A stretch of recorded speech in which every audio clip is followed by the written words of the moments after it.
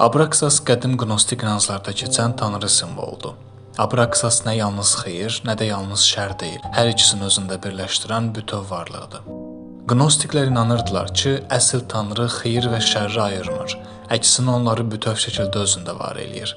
Yəni o, həm yaradan, həm dağıdan, həm işıq, həm qaranlıq qüvvədir. Bu inanca görə insan yalnız xeyrə ibadət eləyərək bütöv ola bilməz. Abraksas ənənəvi din anlayışına qarşı bir iddiadır. Ənənəvi din, xüsusilə xristianlıq deyir. Tanrı bərabərdir xeyir, şeytan bərabərdir şər. İnsan gərək xeyri seçsin, şərdən uzaq olsun. Amma Abraksas deyir, əgər sən öz içindəki qaranlıq tərəfi inkar etsən, heç vaxt bütöv ola bilməzsən. Sinclair hekayənin başında aydın tərəfdə idi. Amma bu aydın tərəfdə olmağın mənfisi o idi ki, Sinclair bunu özü dərk eləyərək seçməmişdi. Burada olmağa məcbur idi. Onu burada tutan xoş hisslər yox, qorxu, zəiflik, cəsarətsizlik kimi mənfi hisslər idi. Daha sonra Demian vasitəsilə şübhə etməyi və sorğulamağı öyrəndi. Sorğuladıqca gördü ki, həyat sadəcə aydın dünyadan ibarət deyilmiş, həm də qaranlıq tərəf də var imiş. Amma buna rəğmən qaranlıq tərəfə keçməyə qorxdu. Qorxduğu üçün də inkar elədi. Amma yaşı ötdü və gördü ki, o inkar etsə belə reallıq onu qaçmağa çalışdığı qaranlıq tərəfə dartıb aparır və bundan qaçmaq mümkün deyil. Və qaranlıq dünyanı kəşf etdikdən sonra artıq aydın dünyadan zövq ala bilməməyə başladı. Bu səfər isə tamamilə qaranlıq dünyasına qərq oldu. Yəni özünü gah aydın tərəfləri ilə, gah da qaranlıq tərəfləri ilə sınadı. Amma onların fövqündə dayanmağı, hər ikisini də qəbul və dərk etməyi bacarmadı. Lakin müsbət cəhəti oldu ki, hər iki tərəfi də özü sınadı. Yaxşı da olsa, pis də olsa özü gördü. Başa düşdü ki, o nə tamamilə aydın dünyadakı özünü qəbul eləyə bilir, nə də tam olaraq qaranlıq dünyadakı. Və bunu dərk eləyən kimi bütün dəyərlər sistemi bir anın içində çökdü. Və bir gün qarşısına bir qadın çıxır. İdeallarının darmadağın olduğu bir mərhələdə qadın onun idealına çevrilir. Bu ideal hər şeydən fərqli olaraq köhnə dünyasına aid deyil. Bunu özü yaradıb. Və bir gün o yaratdığı idealın şəklinə baxanda Beatrice adı verdiyi qadının həm özünə, həm də Demiana bənzədiyini görür. O an başa düşür ki, Beatrice onun daxili simasının, ruhunun güzgüsüdür. Xeyir və şərrin harmoniyasından yaranmış məna. Sinclair elə zənn edir ki, bu mərhələ artıq son mərhələdir. İçindəki xaos bitəcək, amma işlər heç düşündüyü kimi getmir. Xaos davam eləyir. Bəs niyə? Çünki Sinclair qəbul mərhələsinə çata bilmir. Aydın və qaranlıq dünyasını kəşf etsə də onları qəbul eləyə bilmir. Birindən digərinə keçid eləyir, amma hər iki dünyanı bir-biri ilə əlaqələndirməyi və bir bütöv olaraq görməyi bacarmır. Bu ərəfədə bir gecə yarısı küçədə gəzərkən bir kilsəyə girir və orada bir rahiblə tanış olur. Rahib ona düşdüyü xaosdan çıxış yolu kimi iman və itaəti tövsiyə eləyir. O, Sinclairə deyir ki, daxilindəki ziddiyyətlərlə mübarizə aparma, onları Tanrıya təslim et. Dua elə, itaətkar ol, sükunət taparsan. Amma burada incə bir məqam var ki, rahibin təslimiyyəti qorxudan qaynaqlanır. Yəni rahib bir baxma deyir ki, aydınlığa yönəl, qaranlığını da Tanrıya təslim elə. Yəni Sinclairə bütövlük yox, hansısa köhnə dəyəri sırıyır. Rahib obrazı burada sadəcə dini fiqur deyil, keçmiş Tanrıya qayıtmaq istəyinin simvoludur. Yəni Sinclairin içində hələ də bu səs var. Bəlkə səhv elədim, bəlkə sadəcə Allaha dönməliydim.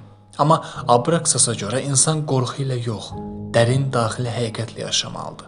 Rahibin tanrısı qorxudur, Abraksasın tanrısı bütövlük. Sinclairin içində iki səs var. Rahibin səsi, tövbə elə, təmizlən, Allaha dön. Abraksasın səsi, bütün təbiətini qəbul elə, heç nə inkar eləmə. Bu mərhələ Sinclairin mənəvi keçid mərhələsidir. O, rahibin tanrısını sınayır, yəni yenidən köhnə Allaha dönür, amma bu dəfə şuurlu şəkildə o Allahdan imtina eləyir. Eyni zamanda rahiblə də yollarını bir dəfəlik ayırır. Hər kəs nə vaxtsa onu atasından, müəllimindən ayıracaq addım atmağa məcburdur. Hər kəs tənhalığın sərtliyini dadmalıdır. Halbuki çoxları onun öhdəsindən gələ bilmir və tezliklə kiminsə çiyinlərinin arxasında gizlənir. Yer üzünü yeni Allahlarla təmin etmək kökündən səhvdir. Ailən adamı qarşısında yalnız bircə vəzifə dayanmalıdır. Özünü axtarmaq, içində tapdığını möhkəmlətmək, hara aparıb çıxaracağından asılı olmayaraq, öz yolu ilə irəliləmək.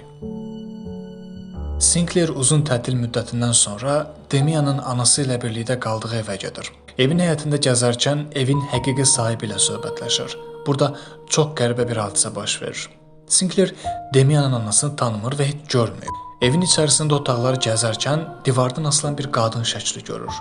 Şəkil onun aşiq olduğu, daha sonra da rəsmini çəkdiyi Beatrice'in şəklidir. Şəklin kimə aid olduğunu ev sahibəsindən soruşanda qadın bu şəkildəki şəxsin Demianın anası olduğunu söylüyor. Sinclair bu hadisədən o qədər təsirlənir ki, şəhər-şəhər, küçə-küçə bu qadını axtarmağa başlayır, amma tapa bilmir. Universitet başlayır və bir gecə şəhərdə gəzərkən yanından aram addımlarla 2 nəfər keçir. Adamlardan biri yanındakına deyir: "Hər şey eyni ilə təkrarlanır. Hətta döymə də dəbdədir. Bu da sizə Avropa cavanları. Sürüyə qoşulmayanlar hər yerdə nadirdir. Sonuncuları isə burada da rast gəlmək olar." Sinclair bu səsin sahibini tanıyır. Bu özündən əmin səs Demianın səsidir. Birlik gözəl şeydir. Amma indi cür şəkildə çiçəklənən heç birlik deyil. İndi birlik sürü psixologiyasına tay olub. İnsanlar bir-birindən qorxduğu üçün bir-birlərinə qaçırlar. Varlı varlılara, fəhlə fəhlələrə, alim alimlərə. Bəs onlar niyə qorxurlar? Yalnız o adam qorxur ki, özü ilə dil tapa bilmir. Belələri heç vaxt özlərini qəbul edə bilmədikləri üçün qorxurlar. Bu birlik yalnız və yalnız özündən qorxanlardan ibarətdir. Onlar həyat qanunlarının çoxdan köhnəldiyini, çürüdüyünü, çoxdan zibilliyə tullanası vəziyyətdə yaşadıqlarını, nə dinlərini, nə də əxlaq kodekslərinin dövrə uyğun olmadığını gözəl bilirlər. Avropanın işi gücü 100 ildən artıq elm öyrənmək və fabrik tikməkdir. Onlar insanı öldürmək üçün neçə qram barıt lazımdır, onu yaxşı bilirlər. Amma onlar Allaha necə dua etməyi bilmirlər. Hətta bir neçə saat necə düzgün əylənməyi belə bacarmırlar. Günlərini meyxanalarda çürüdən gəncliyə bax, ya da varlıların kef məclislərinə. Başdan ayağa ümidsizlik. Əziz Sinclair, bunların heç birində ruhu şadlandıracaq bir şey yoxdur. Bir-birlərinin ətəyindən yapışan bu qorxaqlar əslində bir-birlərinə son dərəcə hirsli və etibarsızdır. Mən tezliklə qarşı durmanın olacağını hiss edirəm. Bu baş verəcək, inan mənə ki, baş verəcək. Sözsüz bu qarşı durmalar dünyada heç nəyə yaxşılığa doğru dəyişməyəcək. İstər fəhlələr fabrik yiyələrini qırsın, istər Rusiya Almaniyanın. Yalnız mülkiyyətçilər dəyişəcək, amma yenə də bu naaqdan olmayacaq. Bu əvvəlki idealların yararsızlığını göstərəcək. Daş dövrünün allahlarını süpürüb atacaq. Bu dünya indiki vəziyyətində ölmək, tələf olmaq istəyir. Bu belə də olacaq. Bu görüşün ardınca bütün şəhərə Demianın bəhs etdiyi qarşı durma xəbərləri yayılır. Az sonra səfərbərlik elan olunur. Demian və Sinclair cəbhəyə yollanırlar. İkisi də ayrı cəbhələrdə döyüşə girirlər. Bir gecə Sinclairin mövqeyi top atəşinə tutulur və ağır yaralanır. Onu digər yaralılarla birlikdə kiçik bir otağa yerləşdirirlər. Və Sinclair yarı bayğın halda yan tərəfində başqa bir yaralını görür. Bu Demiandır. Demian onunla sağollaşır. Ardından Sinclair ağır sayıqlamadan ayılır və yanı başına baxanda orada tamam başqa bir adamın uzandığını görür. Bu qısa səhnə ilə başa düşürük ki, bütün bu hadisələr, Demianla görüşlər, onun anası, məktublar, simvollar əslində Sinclairin daxili aləmində, mənəvi təkamül prosesində baş verirmiş. Yəni Demian əslində Sinclairin alter egosu imiş. Hekayə Carl Jung'un arxetiplər nəzəriyyəsinə əsaslanır. Yazıcı əsərində insanın daxili inkişafını, fərdiyyətə doğru yolunu psixoloji simvollar və obrazlar vasitəsilə göstərir. Jung hesab edirdi ki, bütün insanlarda ortaq bir kollektiv şuuraltı var. Bu, min illər boyu formalaşmış ümumi obrazlardır. Bunlara arxetiplər deyilir. Arxetiplər bizdə doğuşdan olur və düşüncə, davranış və hisslərimizə təsir eləyir. Birinci arxetip personadır.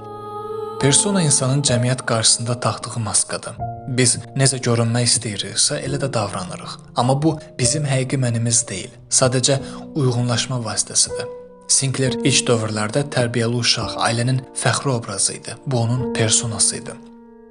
İkinci arxetip kölgədir. Kölgə insanın gizlətdiyi, qəbul etmədiyi, amma içində yaşayan tərəfidir. Burada insanın qaranlıq, cəmiyyətə uyğun olmayan, amma real hissləri yatır və onunla üzləşmədən insan tam ola bilmir. Sinclair pis uşaqların dünyasına cəlb olunanda, yalan, qorxu və günahla tanış olanda kölgəsini görür. Demian Sinclair öz daxilindəki qadağan edilmiş tərəflə üzləşməyə məcbur eləyir. Üçüncü arxetip anima animusdur. Anima kişinin içindəki feminin tərəfdir. Duyğu, gözəllik, sevgi. Animus qadının içindəki maskulen tərəfdir. Güc, iradə, qərarlılıq. Bu arxetip bizi öz içimizdəki qarşı cinsli harmoniyaya aparır. Beatrice Sinclair üçün anima simvoludur. Yəni Beatrice'in gəlişi ilə Sinclairin içindəki duyğusal, gözəlliyi sevən tərəf oyanır. Dördüncü və sonuncu arxetip məndir. Bu, Jung'un nəzəriyyəsində ən ali arxetipdir. İnsanın bütün tərəfləri, persona, kölgə, anima birləşəndə tam mən yaranır. Bu mərhələ insanın daxili harmoniyası, ruhsal bütövlüyüdür. Sinclair romanın sonunda artıq bu yola qədəm qoyur. Damian'la son qarşılaşma isə bu özünü tanıma anıdır. Gəlin indi sonda qısa bir hekayə ilə bu mövzunu yekunlaşdıraq. Biri var idi, biri yox idi. Ümidsizcə sevən birisi var idi. O, tamamilə ruhuna dalmış və sevgidən əridiyini fikirləşirdi. Dünya onun üçün itirilmişdi. Aşiq nə mavi səmanı, nə yaşıl meşəni, nə şırıltı ilə axan çayı, nə də ətrafı görmürdü. O, bədbəxt və yoxsul idi. Əvəzində isə sevgisi durmadan böyüyür və o, vurulduğu gözəldən imtina etməkdənsə ölməyi üstün tuturdu. Nəhayət bir gün gözəl təslim olur və onun qarşısına keçir. Kişi isə qollarını açaraq sevgilisini ağışına almaq üçün hazır vəziyyətdə durur. Amma həmin an sevgilisi tamamilə dəyişir və kişi titrəyə-titrəyə itirdiyi dünyasını qucaqladığını anlayır. Qadın onun qarşısında dayanır və təslim olur. Səma, meşə və çay, bütün bu heyrətamiz gözəllik yeni çalarlara bürünərək onun ağışına atılır. Ona məxsus olur, onun dili ilə danışır. Və kişi yalnız qadına sahiblənmək əvəzinə bütün dünyanı qucaqlayır. O, sevgisində özünü tapır.